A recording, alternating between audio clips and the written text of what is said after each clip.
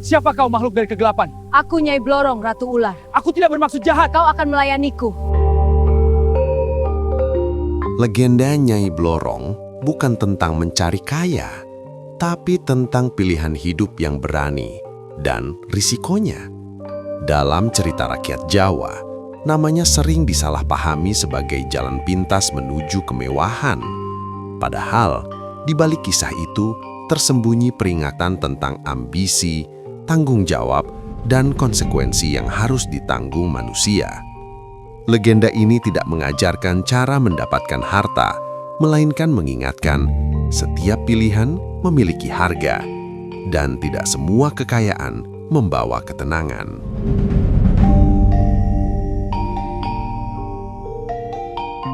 Sebuah kisah tentang hasrat, janji, dan harga yang tak selalu terucap menjadi kenyataan.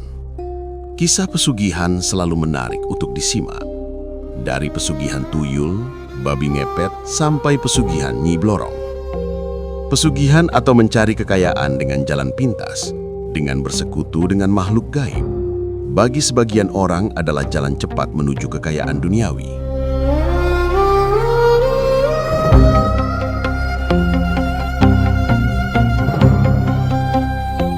Pesugihan di sudut tanah Jawa ketika malam menjadi terlalu sunyi dan laut selatan berdesir pelan.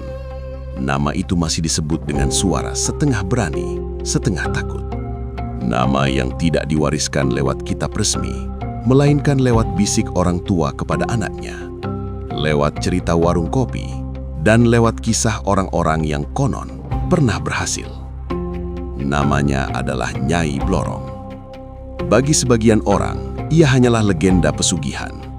Bagi yang lain, ia adalah simbol kekayaan gaib. Namun bagi kebudayaan Jawa, Nyai Blorong adalah cermin paling jujur tentang hasrat manusia.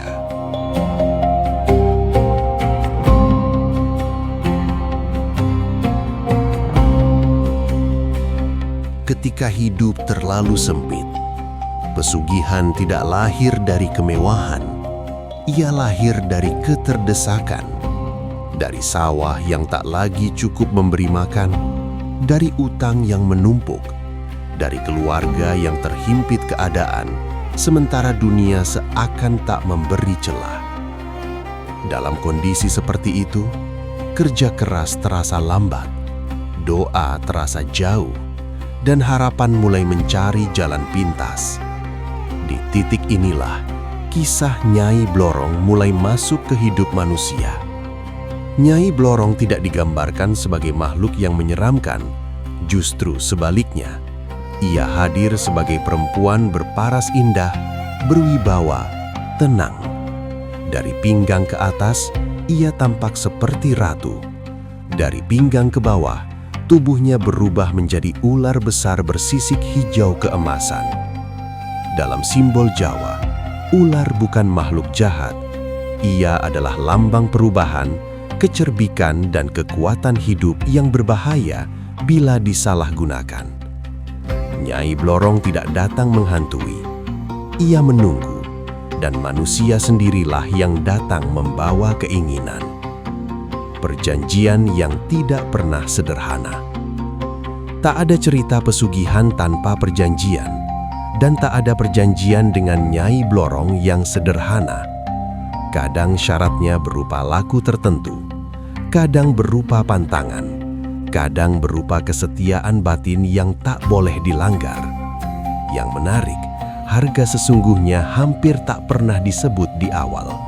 Karena pesugihan bukan soal apa yang diminta, melainkan siapa yang meminta. Keserakahan memperberat harga. Ketidaksabaran mempercepat kehancuran.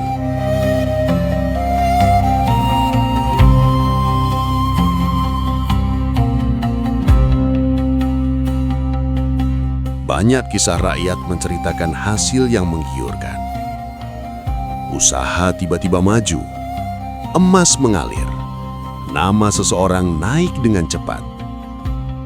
Namun cerita-cerita itu hampir selalu memiliki bab lanjutan. Ada keluarga yang renggang, ada anak yang sakit tanpa sebab jelas. Ada jiwa yang gelisah meski hidup berlimpah. Dalam pandangan Jawa, ini bukan kutukan. Ini adalah keseimbangan yang terganggu. Karena sesuatu yang datang tanpa proses akan menuntut bayaran di tempat lain. Dalam kebatinan Jawa, Nyai Blorong tidak diposisikan sebagai iblis. Ia juga bukan Dewi Penolong. Ia adalah penjaga hukum keras kehidupan. Ia tidak menciptakan keserakahan. Ia hanya menyediakan panggung tempat keserakahan diuji. Manusia tetap memiliki kehendak, dan kehendak itulah yang menentukan akhir cerita.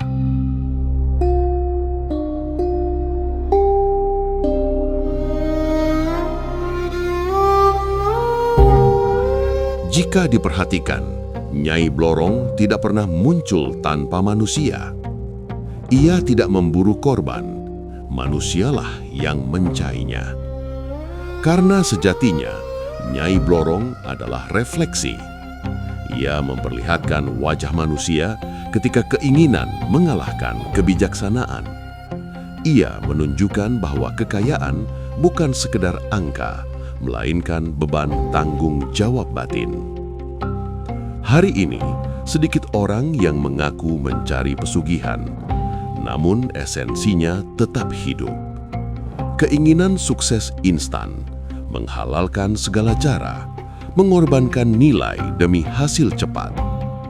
Nyai Blorong mungkin tak lagi dipanggil lewat ritual, namun ia hadir dalam pilihan-pilihan hidup manusia modern, dan ujiannya tetap sama seperti dulu. Dalam cerita Jawa, Nyai Blorong bukan tokoh untuk ditakuti.